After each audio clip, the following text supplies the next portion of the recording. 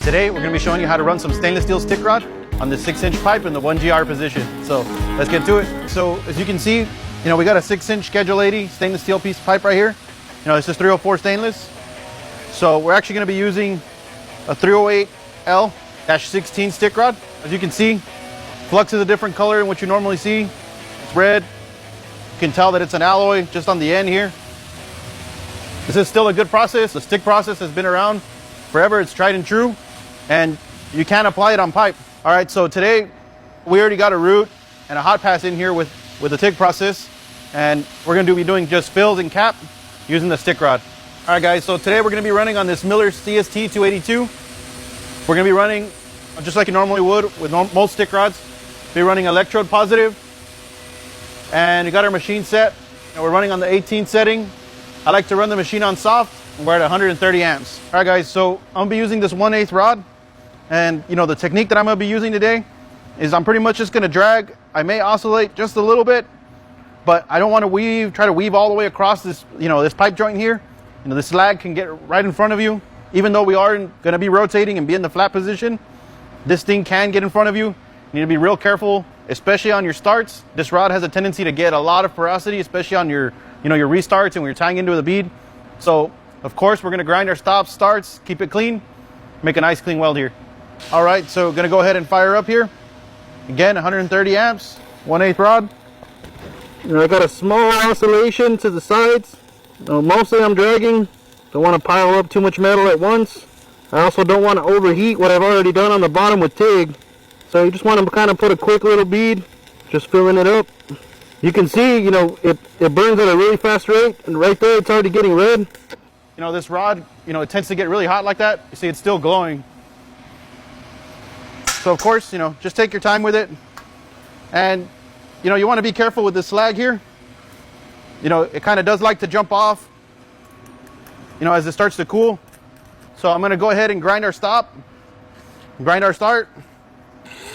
I got a disc that's only been used on stainless. You don't want to cross-contaminate. Now in this next one, when I tie in, I'm going to want to start a little bit ahead of where my bead ended off. Get this rod kind of warmed up, get it going, then bring my puddle over to my tie-in, and then continue to run back over. By doing that, when you come back over and your rod's already running pretty hot and you got a puddle established, that'll help keep things clean or any contamination you would have had on your, on your startup. And you see I got a real quick little small oscillation left and right. I'm just trying to, keep my bead in a good shape. You can see how quickly we burn through another 1/8 there. And again, don't try to burn it all the way to the nub. It gets really, really hot.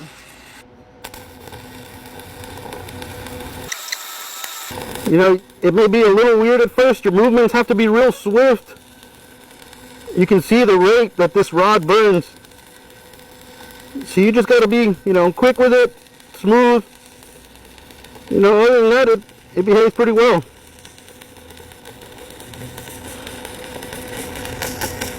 Same thing. Again, let's grind our stop. The cool thing about this thing is when you see the slag and you see what's underneath, it usually has some cool rainbow colors to it.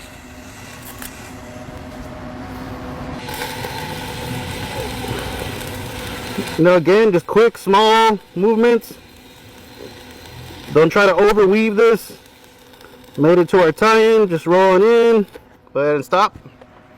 All right, so we got our first bead in. I got a stainless steel wire on here. Gonna go ahead and give it a brush, clean up any slag.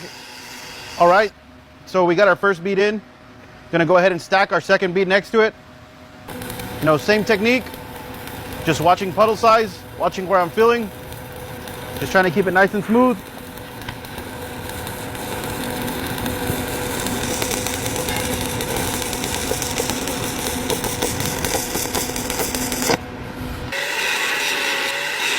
It's always cool to knock that slag off, and you got a lot of weird colors, purples, blues.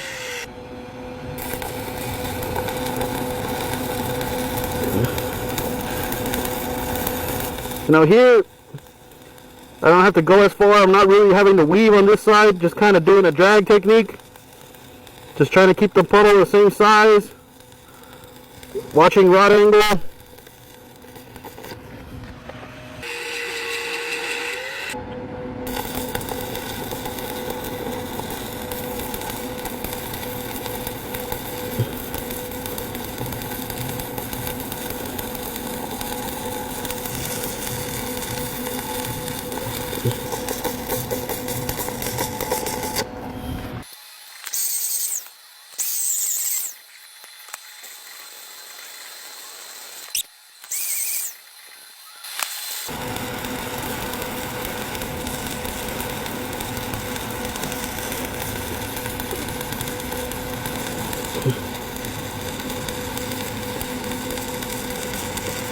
All right, tie it in there.